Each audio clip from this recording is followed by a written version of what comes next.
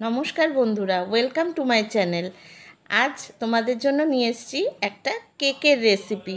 আমি কেক বানানো কোথাও শিখিনি, নিজে থেকেই এক্সপেরিমেন্ট করতে করতে মোটামুটি একটা বানাই। তো ভাবলাম চলো তোমাদের সাথেও শেয়ার করি। তো আমি ঘরে যে দুধ জাল দিই তার থেকে যে সরটা পাই, আমি বেশ কিছুটা সর আমি কদিন ধরে জমিয়ে রেখেছিলাম। তো সেই সরটা একটা বাটিতে নিয়ে আমি বেশ খানিকটা ব্লেন্ডার দিয়ে ফেটিয়ে নিলাম। তো ব্যাপারটা বেশ ক্রিমি হয়ে গেল। তো তার মধ্যে আমি দিয়ে দিলাম 2টো ডিম এবং 1 চামচ বাটার। এই প্রত্যেকটা জিনিস আমি দিচ্ছি আর বারে বারেই ফেটিয়ে নিচ্ছি। এবার আমি এই কাচের বাটিটার মাপ করে 1.5 বাটি চিনি মিক্সিতে গুঁড়ো করে নিয়েছি। এই মাপটা যে যতটা বড় কেক বানাবে বা যে যতটা ময়দা দিয়ে বানাবে সেই অনুযায়ী নেবে। আর মিষ্টিটাও যে যেমন খেতে পছন্দ করো। তো আমি ময়দা নিয়েছিলাম 2 বাটি আর চিনি গুঁড়োটা দিয়েছিলাম 1.5 বাটি, যেহেতু একটু কম মিষ্টি আমরা পছন্দ করি। তো একটা চালনিতে আমি 2 বাটি ময়দা, 1 প্যাকেট গুঁড়ো দুধ এবং 1 চামচ বেকিং পাউডার আর সেই চামচেরই 1/2 চামচ বেকিং সোডা, এই শুকনো জিনিসগুলো চালনিতে নিয়ে ভালো করে ওই ব্যাটারটার মধ্যে চেলে নিলাম। এই চেলে নিলে কেকটা খুব সুন্দর সফট হয়। তারপরে আমি আবারও ব্লেন্ডারের সাহায্যে অনেকক্ষণ ধরে এই মিক্সিংটাকে ব্লেন্ড করতে থাকলাম। এইটা যত ভালো ফ্যাটানো হবে কেকটা তত সুন্দর নরম হবে। এর জন্য আমি অনেকক্ষণ ধরে এটা ফ্যাটালাম। দেখো ফ্যাটাতে ফ্যাটাতে কালারটাও আমার চেঞ্জ হয়ে গেল আর কতটা ফুলে উঠেছে দেখো।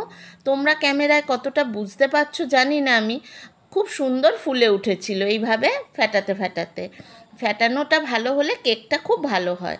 তারপর আমি একটা ঘরের একটা সাধারণ যে অ্যালুমিনিয়ামের সসপ্যান থাকে সেই রকম একটা নিয়ে নিয়েছি।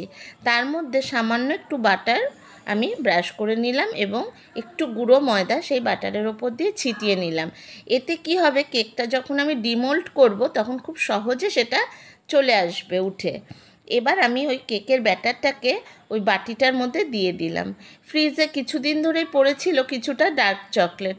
ভাবলাম চলো বাচ্চাদের জন্য যখন বানাচ্ছি এটার আজকে একটা সদ্গতি করি। তো দিয়ে দিলাম কিছুটা ডার্ক চকলেট গুঁড়ো করে। ব্যাস, তারপরে আবার যেটুকু ব্যাটার বাকি ছিল সেটা ওপর দিয়ে আমি ঢেলে দিলাম।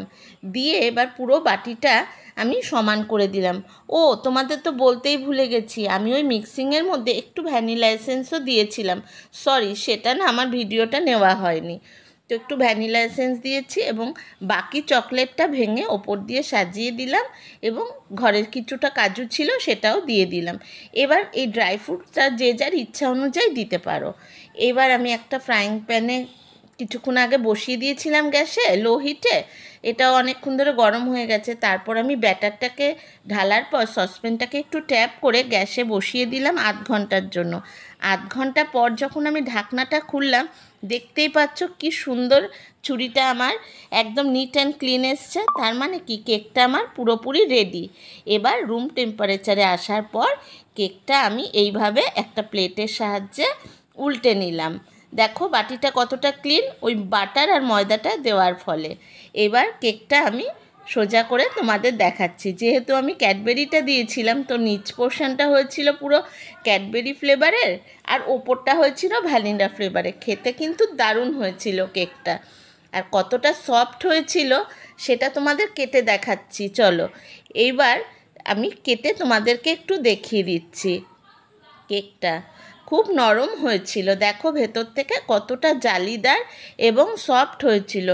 আমার ছেলে মেয়ে তো আমার কাটার আর অপেক্ষা করতে পারলো না, নিজেরাই কেটে খাওয়া শুরু করে দিয়েছে কেকটা। আমি বললাম ওরে দাঁড়া, একটু আগে আমার বন্ধুদের সাথে শেয়ার করি। তো দেখো কেকটা কত সুন্দর হয়েছিল খেতে। তোমরাও একদিন বাড়িতে এরকমভাবে একটু চেষ্টা করে দেখো, নিশ্চয়ই ভালো হবে। আর যদি ভালো লাগে আমার রেসিপিটা একটা লাইক অবশ্যই করো আর কমেন্টস করে জানিও তোমাদের কেমন লাগলো।